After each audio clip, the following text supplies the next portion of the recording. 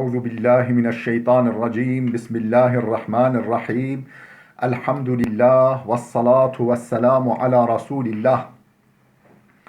Değerli arkadaşlar, Celaluddin Es-Suyuti'nin El-İtkan fi Ulumul Kur'an adlı eserinden 45. dersimizi yapmak üzere birlikteyiz. Geçen dersimizde Tahkiku Merkez-i Dirasatil Kur'aniye baskısı olan elimdeki nüshanın 244. sayfasına gelmiştik. Konumuz ne? Yine Nuzulul Kur'an, Kur'an-ı Kerim'in inişi, vahyedilişi. İlgili başlık nedir? En-nev'u thâlise aşara, 13. üst başlık, 13. üst başlık. Ma nezele mufarrakan ve ma nezele cem'an.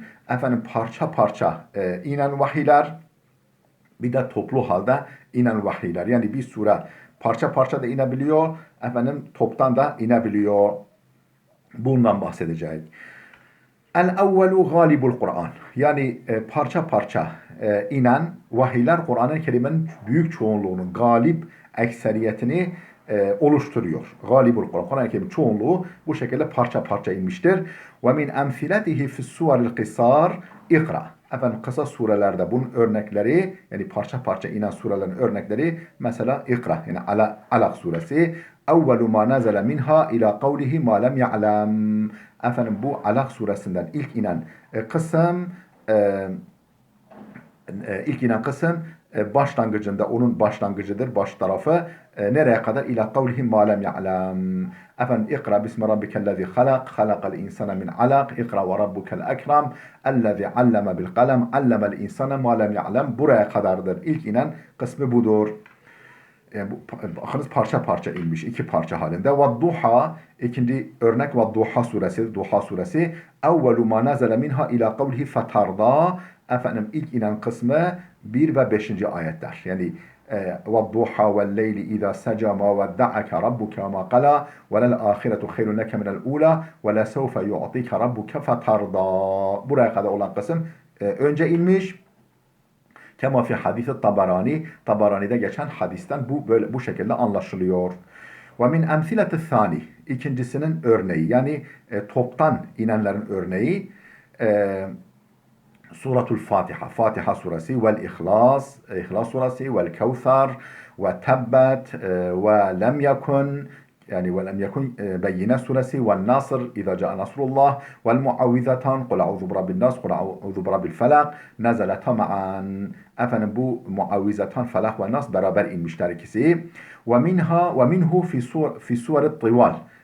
Uzun sureler arasından ise bunun örnekleri, yani toptan inen surelerin örnekleri El-Mursalatu, Mursalat suresi, fefil mustedrek, şimdi bunu tek tek değerlendiriyor. Mursalat suresi dedi, şimdi onunla ilgili nakillerde bulunacak. Fefil mustedrek an İbn Mes'udin kal. Mustedrek'te, Hakimin El-Mustedrek'inde İbn Mes'ud'dan naklen şöyle denmektedir. Kunna ma'an nebiyyi sallallahu aleyhi ve sellem fi garin fenezelet aleyhi vel mursalatu urfan. Biz peygamberle beraber bir mağaradaydık. Bir mağarada, böyle dağda uyulmuş bir uyukta idik. Vel mursalatu urfan suresi indi. Fe'akhaztuha min fihi. Ben onu bizzat peygamberin ağzından, böyle sıcağı sıcağına peygamberin ağzından aldım, öğrendim. Ve inne fahu ratbun biha. Henüz böyle mübarek ağzı daha böyle yaş iken, yani henüz böyle sıcağı sıcağına iken, daha yeni mübarek ağzından, dilinden dökülüyorken direkt peygamberin mübarek ağzından öğrendim bu sureyi. فَلَا أَدْرِ بِأَيِّهَا خَتَمْ فَبِأَيِّ حَدِيثٍ بَعْدَهُ يُؤْمِنُونَ اَوْ اِذَا قِيلَ لَهُمْ ارْكَعُوا لَا يَرْكَعُونَ. فَلَا أَدْرِ بِأَيِّهَا خَتَمْ. Hangi ayetle sona erdiğini bilemiyorum. Hangi ayetle sona erdiğini bilemiyorum. فَبِأَيِّ حَدِيثٍ بَعْدَهُ يُؤْمِنُونَ. Acaba bununla mı? Yani 50. ayetle mi? Ev yahut ve izâ qîle lehum urka'û lâ yerka'ûn. Mursalat 48. ayet mi? Yani surenin son ayeti. فَبِأَيِّ حَدِيثٍ بَعْدَهُ يُؤْمِنُونَ muydu o anda? Yoksa ve izâ qîle lehum urka'û lâ yerka'ûn muydu? Tam bilemiyorum. Neyle bitirdiğini bilemiyorum peygamber o anda. Ve minhu Suratus Saf. Saf suresi. O da toptan inen surelerdendir. Li hadisiha sabik fi nev'il evvel. Birinci nevide, ilk nevi. İlk nevi, en-nev'ul evvel, birinci tür bilgi var ya, birinci üst başlık. Orada geçen hadisten dolayı bir hadis var. Bunu açıklayan. Ve minhu, yani sayfa 72. Kitabımızın sayfa 72. ikinci sayfasında. Ve minhu suratul En'am. En'am suresidir. Fakat ahraca Ebu Ubeyd ve Tabaraniyu an İbni Abbas'ın. Ebu Ubeyd efendim ve Tabarani İbn Abbas'tan naklen kaydetmişler ki İbn Abbas şöyle demiştir. Nezelet suratul En'am bi Mekke'te leylen. En'am suresi Mekke'de gece vakti indi. Cümleten toptan indi. Havleha 70.000 melekin, etrafında 70.000 melekle, yani 70.000 melek onun etrafını sararak, ona eşlik ederek o şekilde toptan indi. Ve ahraca Tabarani an tariqi Yusuf ibn Atiyetel Es-Saffar, Yusuf bin Atiye Es-Saffar kanalıyla Tabarani kaydetmiştir. Ve huve metrukun. Efendim bu Yusuf bin Atiye Es-Saffar metruktur. Yani hadisi çok kabul edilen birisi değildir. An İbni Avnin, an Nafi'an, an İbni Umar'a. O da İbni Avn'dan, o da Nafi'dan, o da İbni Umar'dan. Kale İbni Umar demiştir ki, Kale Resulullah sallallahu aleyhi ve selleme, Peygamber sallallahu aleyhi ve sellem şöyle buyurdu. Nezelet aleyye suratul en'ami cümleten vahideten. Bana En'am suresi toptan, yani cümle-i vahide, tek, yani bir defada indi, toptan indi. Yuşeyyi'uha 70.000 melekin. Ona eşlik ediyordu 70.000 melek. 70.000 melek eşliğinde bana bir defada indi, tek defada indi En'am suresi. Ve ahracel Beyhaqiyyu an fi şu'ab. El-Beyhaqi Şu'abul İman adlı eserinde kaydetmiştir ki bir senedin fihi men la yu'raf. Yani içerisinde, yani halkalarından birisi tanınmayan bir adamın yer aldığı, yani çok tanınmayan, bilinmeyen bir adamın yer aldığı bir senetle kaydetmiş El-Beyhaqi an Ali'in, Hazreti Ali'den kala, demiş ki Hazreti Ali, unzilel Kur'anu hamsen illa suratel en'am. Kur'an beşer ayet indi, yani genellik itibarıyla, illa suratel en'am, en'am suresi hariç, fe inneha nezelet cümleten fi elfin. Efendim o toptan indi, fi elfin, yuşeyyi'uha min kulli semain 70 meleken. Ne demek fi elfin? Cümleten fi elfin, yani birlikte indi. Yuşeyyi'uha min kulli semain, her semada o sureye eşlik ediyordu. 70 meleken, 70.000 melek. Yani 70.000 melek eşlik ediyor. Efendim bir sonraki semaya o şekilde geliyor. Hatta eddevha ile nebiyyi sallallahu aleyhi ve selleme, öyle peygambere tevdi edilinceye kadar, peygambere teslim edilinceye kadar. Ve ahraca Ebu Şeyh an Ubey ibn Ka'b merfu'an. Ebu Şeyh efendim isimli müellif Ubey ibn Ka'b'tan merfu'an, yani peygamberden naklen kaydediyor ki Ebu Şeyh, unzilet aleyye suratul en'am cümleten vahideten.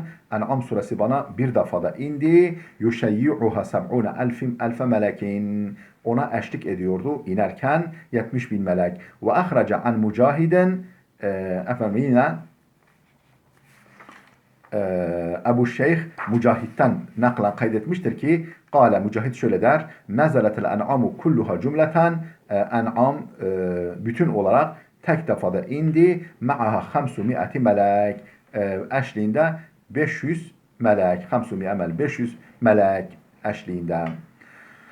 Ve ahraca an Ata'in kâle. Yine Ebu Şeyh Ata'dan naklen kaydetmiştir ki kâle, Ata şöyle demiştir. Unziletel en'amu cemi'uha ve ma'aha 70.000 melek.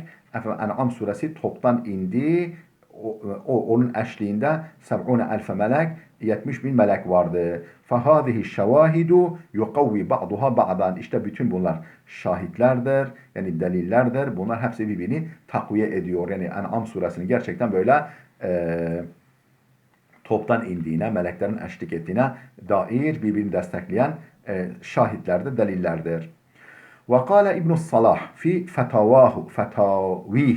fetavihi İbn-i Salah fetvalarında, fetava diye kitabı var, o fetvalarında şöyle demiştir. Vel hadisul varidu fi enneha nezelet cümleten.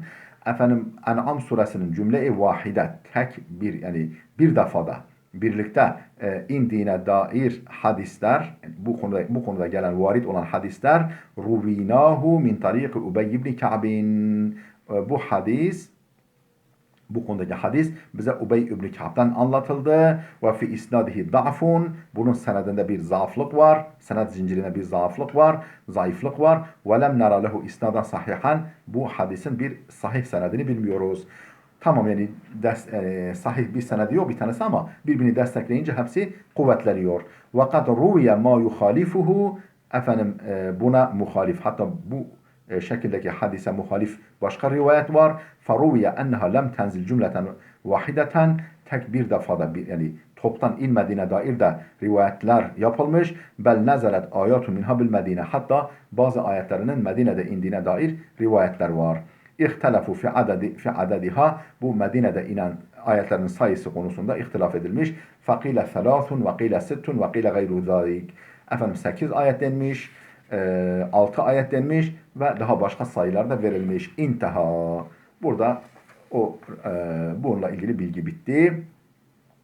Geldik efendim en-nev'u rabi'a aşara. 14. bilgi türü. 14. üst başlık. Yine nuzulü Kur'an'la ilgili ma nazala muşeyyan ve ma nazala mufradan.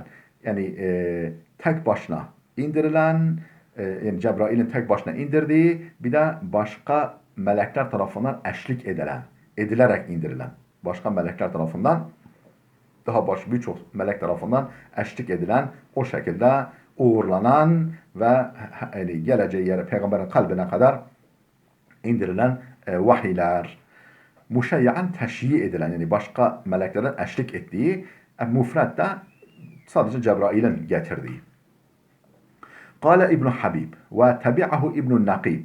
İbn Habib demiştir ki ve tabi'ahu İbn Nakib. İbn Nakib de ona tabi olmuş. O da onun gibi söylemiş. Ne demiş? Minel Kur'ani ma nazale muşeyyan.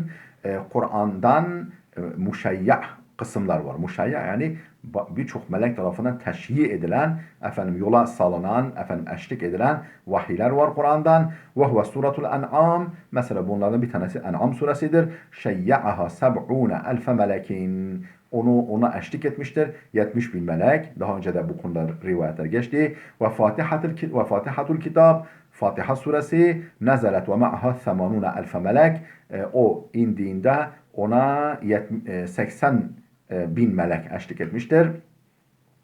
Ve ayetul kursi yani ayetul kursi nezelet ve ma'ha 30 elfe melek indiğinde 30 bin melek eşlik etmiştir. Ve suratu Yunus suresi nezelet ve ma'ha 30 elfe melek indiğinde 30 bin melek eşlik etmiştir.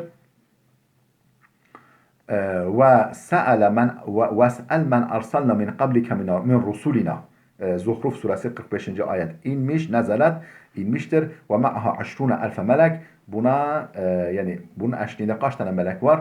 100 bin melek. Daha doğrusu 20 bin melek buna eşlik etmiş bu ayetin inişine. Ve sairul Kur'an Kur'an diğer kısımları nezele bihi Cibrilu mufreden Cebrail tek başına getirmiştir, indirmiştir. Fela teşyi'a başka melekler ona eşlik etmemiştir. Bunların dışındaki kalan Kur'an sure vahiyleri hakkında. Kultu ben de diyorum ki Suyuti şimdi değerlendiriyor. Diyor ki ben de diyorum ki amma suratul En'am fakat taqaddama hadisuha bi turuqihi. En'am suresine gelince bununla ilgili yani bunun inişine meleklerin eşlik ettiğine dair hadisler tariklarıyla beraber, senetleriyle beraber daha önce geçti.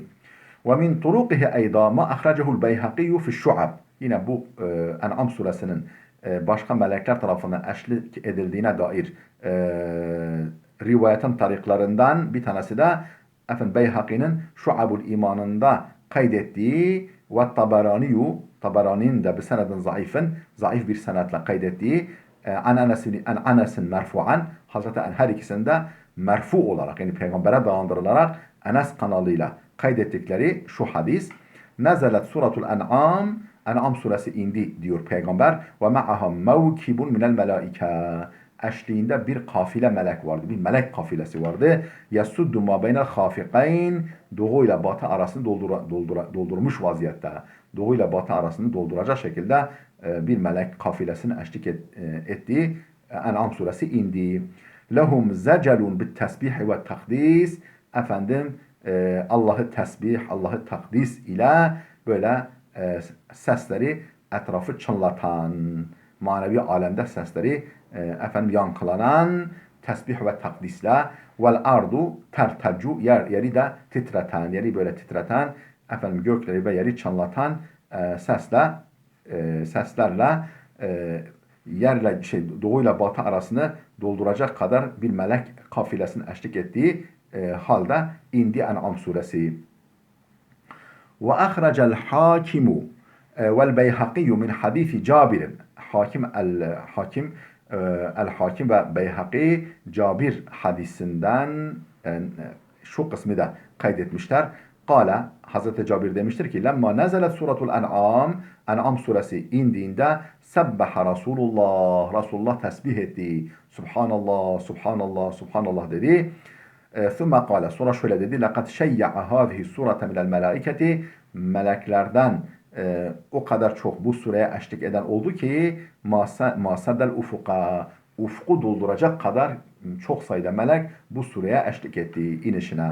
Kâlel hakim, el-Hakim dedi ki sahihun ala şartı Müslim, bu rivayet Müslim şartına uygun olarak sahihtir.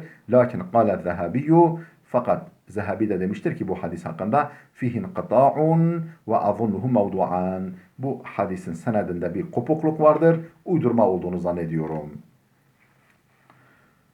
Efendim ve emmel Fatihatu. Fatiha suresine gelince, yani toptan meleklerin eşlik ettiğine dair Fatiha suresine gelince ve suratu Yasin, Fatiha ve Yasin suresine gelince ve se'el men arsalna, yani bu ayet ayrıca gelince felem akif ala hadisin fiha bidalike ve la eserin ve la akifu felem akif vakıf olmadım, yani rastlamadım ala hadisin fiha bidalike ve la eserin, yani efendim bu surelere ve ayetlere meleklerin eşlik ettiğine dair bir hadise rastlamadım ve de bir esere, yani direkt peygamberden değil de sahabe ve tabi ondan gelen bir söze de rastlamadım.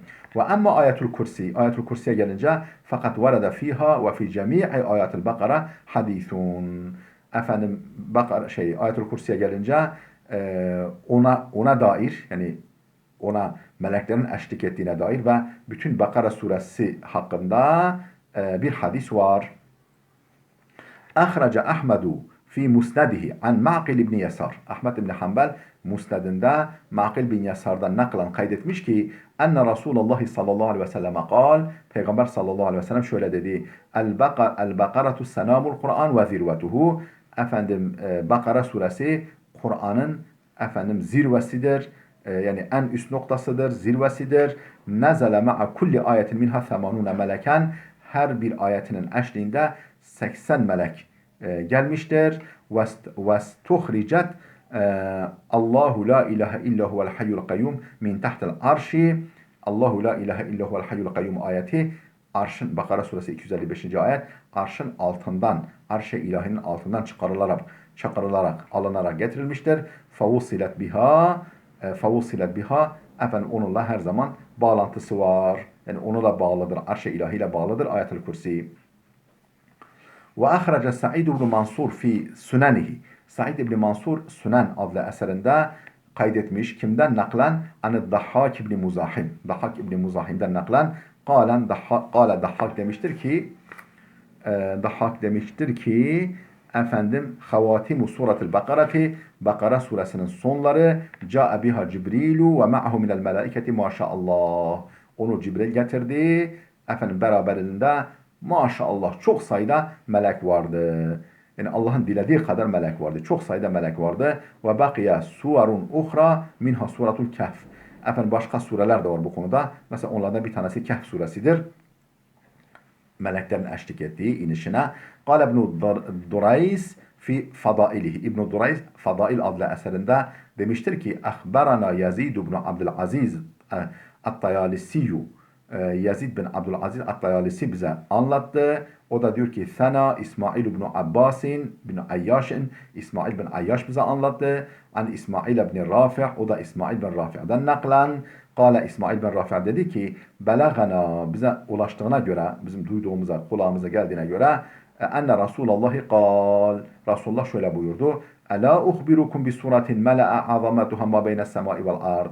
Size öyle bir sure haber vermeyeyim ki onun azameti gökle yerin arasını doldurur.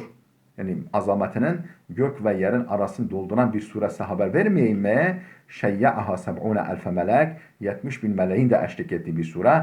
Suratul Kehf, o Kehf suresidir demiş Peygamber sallallahu aleyhi ve sellem. Tembih, yani efendim hatırlatma ve önemli not diye bir başlık var. لِيُنْظَرْ فِي التَّوْفِيقِ بَيْنَ مَا مَضَى وَبَيْنَ مَا أَخْرَجَهُ ابن أبي حاتم بسند صحيح عن سعيد بن جبير قال Liyonvar dikkat edilsin. Bakılsın, dikkat edilsin. Fit tevfiki beyne ma mada ve beyne ma ahracehu İbn Abi Hatim. Yani az önceki rivayetle İbn Abi Hatim'in kaydettiği rivayetin uzlaştırılmasına, bağdaştırılmasına, telifine bakılsın. Bir senedin sahihin. İbn Abi Hatim sahih bir senetle an Said ibn Cübeyr, Said bin Cübeyr'den nakletmiş.